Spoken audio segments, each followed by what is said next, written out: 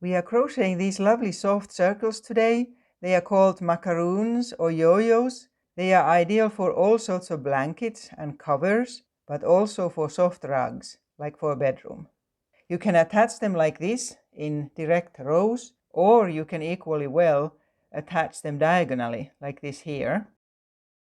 And this is what they look like from the back. So we first make the circle and then we decrease so that it becomes sort of round like this here. So are you ready to get started with this tutorial? I'm Tuula. Let's start. The yarn that I'm mainly using is double knitting weight, and I use a hook size 4 millimeters, but you can also use one of these very thick yarns, and then of course what you make is going to be much bigger. This here is especially lovely for a bedroom rug. It's so soft and thick. We need to start by chaining 5. I'm making a slip knot, and with this sort of work I don't actually tighten the slip knot. Instead I consider that as the first stitch, and then 2, 3, 4, 5, and then make that into a ring using a slip knot, using a slip stitch, and then tighten that start a bit.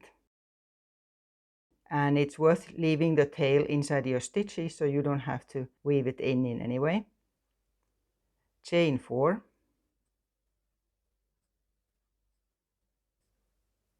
and now we will be making 17 trebles inside this here ring so that it will be really tight. Trebles using the American term, it's double treble if you use British crochet terms. 2 yarn overs. So 2 yarn overs and hook into the middle, and then always through 2.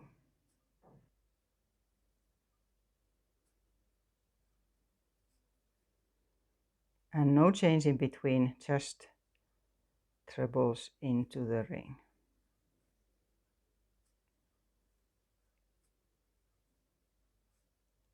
So continue making more. I'll make a few more, and then I'll show just how much you have to tighten it to get them all fitting in there. Right now I have 12 trebles in there, plus the chain in the beginning. So I need to fit 5 more in there, so I'll pull that a bit. And another treble.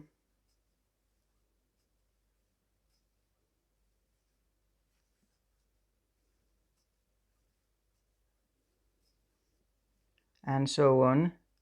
So make more until you have 17 trebles and then that there chain in the beginning. So that's them, and then cut this yarn here and then a slip stitch to the top one of these 4 chains there. So this is just a very simple circle with trebles. And then we need to decrease so that we get this here other side. Chain 2 and a double crochet in the next stitch, and then we'll crochet them together 2 by 2. So start a double crochet but leave it there, and another one, and then take a yarn over and pull through both. Now there is another way of decreasing double crochets. I'll link the video here, and in many cases it's a better way, but here it doesn't work. Here you need to do half stitches here. So you keep going like this, always starting a double crochet and another one and crocheting them together. So you see that it starts bending on the other side because it decreases the stitches. And right through like this until the end, except at the end we'll need 3. So keep going and there, and always just in the next one.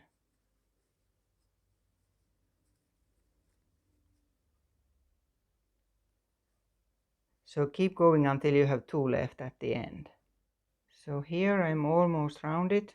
I have 2 more stitches, but to get a neat finish for the row, I'm going to make 3 double crochets here. So these 2 plus where we have the chain in the beginning, and then crochet all those 3 together. So this one, the next one, and then one more, the one where the chain starts, and all of these together. And then to finish off, a slip stitch in the start of the round here. So in there, and then I always make the extra stitch before pulling it through, and leave some yarn here. Leave enough so that you can use it for sewing this one to the next one, as well as sewing it to the next row. So something like this here, about 20 centimeters or 8 inches. And that's all crocheting there is to each of these. You just make loads of these little round yo-yos. Then for sewing it together, take a needle and pass the yarn to this edge here inside the stitches, and then take one, or in this case I already have a row, and put them the wrong sides together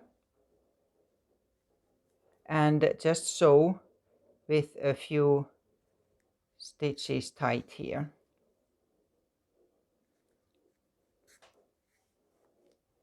One more time. They stay together well enough. There. So like this, always to form a row, and then I'll hide the yarn in there to sew that to the next row. So I need to sew it here. So I'll pass the yarn in here, make sure it doesn't tighten it in any way. So they pulls. Is that in the middle now? Yeah. So this here one, and again sew them together.